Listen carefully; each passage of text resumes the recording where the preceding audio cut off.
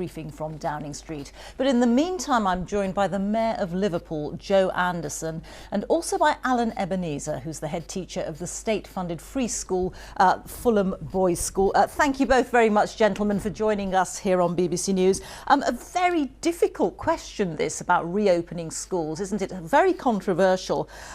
Joe Anderson, you don't think that Liverpool is ready yet to have the schools opened. Why not? Well, Vicky just talked about the scientists not yet being convinced about coronavirus and how the infection rate is, what the impact is on children. So there's some unanswered questions there. And that for me means that there's a risk there, a potential risk there. And I don't want to take risks with children's lives or teaching staff or ancillary staff in schools. In Liverpool, for instance, the R rate, we believe, we've been told, is higher here in Liverpool than it is in other parts of the country. So this isn't a political issue for me. I'm not doing this because I happen to be a Labour mayor of Liverpool. I'm doing it because I'm concerned about the safety of children and staff. Now, at the end of the day, if the rate of infection in Liverpool is lower in 3 weeks' time or 2 weeks' time, then yes, we can have a look at that. But at this juncture, the government seemed to be giving out a message that we want kids to return on the 1st of June. Well, here in Liverpool anyway, our children after half-term wouldn't return till the 15th of June. So we've got to be absolutely sure, and I want to be absolutely sure, that the environments of our schools are safe for our children and staff to return to. And that's all we're saying. I'm just going to jump in there because, of course, what is being recommended is that it's only certain years that go back to school, certain primary school years initially, and then maybe in secondary school years 10 and 12 before the summer holidays. So that system has an inbuilt idea of social distancing in it, doesn't it? It wouldn't be term as we normally know it. Well, that's a view that it has because it's got social distancing. But what happens, for instance, if children in the reception side of things, it was really difficult to try to keep apart. But even in the year 6 and the transition through to secondary school, again, these are primary children, that it would be difficult to keep apart. We've got a responsibility not just to the children, of course, but to the teaching staff and to the parents and for grandparents that might be living with children. So we've got to make sure that we feel, as a local authority, as a city, really comfortable that it is safe and it's a safe environment for our children to go to. OK, I want to bring in Alan Ebenezer here. So, Alan, you're the head teacher of Fulham Boys School in London. I should say you're the head teacher of a secondary school. So you would not necessarily be immediately looking to have children back in June, although you are keen to get classes started again. Just explain why. Yeah, we're very keen to get children back into school. I agree with the Mayor, it's got to be safe. But I think it's unhelpful, the comments that have come out recently about not engaging with the government, telling teachers not to engage with their leaders. This is the unions. I think it's really important we get children back into school as soon as possible, because the longer they are out of school, however good a school's remote learning strategy is, gaps between the haves and the have-nots are going to widen. We're a school with 30% of our boys come from private school backgrounds, 40% come from social deprivation.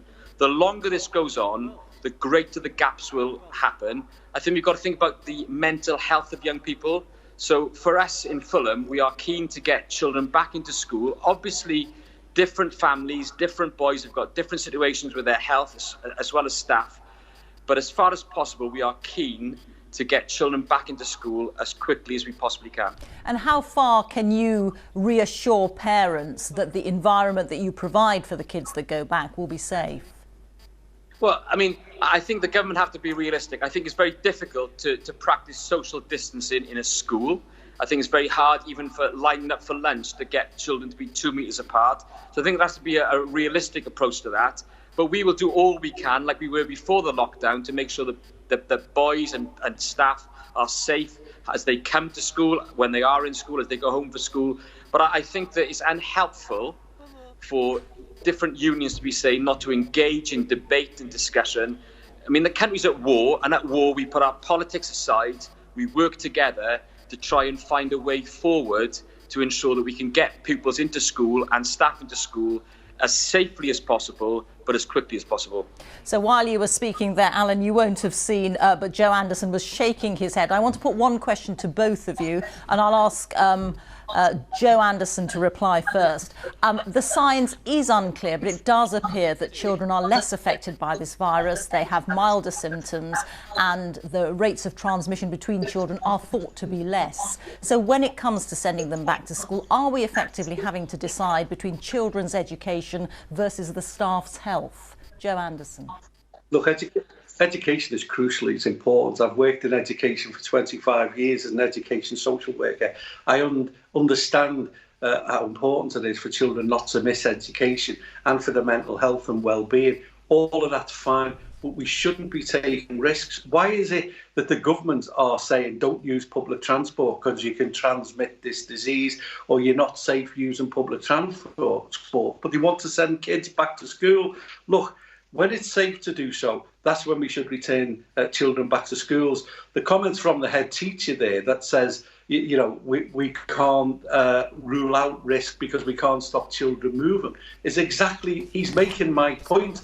If I can't see that happening, if we can't do that, then it's too risky for children to go back to school for my liking, and parents and teachers and unions, no matter who they are. And it is not a political point. It is the safety of children that is paramount. And Alan Ebenezer, how do you answer that question? That it's a balance really between the children's education and the staff's health. Absolutely. You know, I don't think you can have a kind of a blanket approach to this and insist that every child and every member of staff returns to work.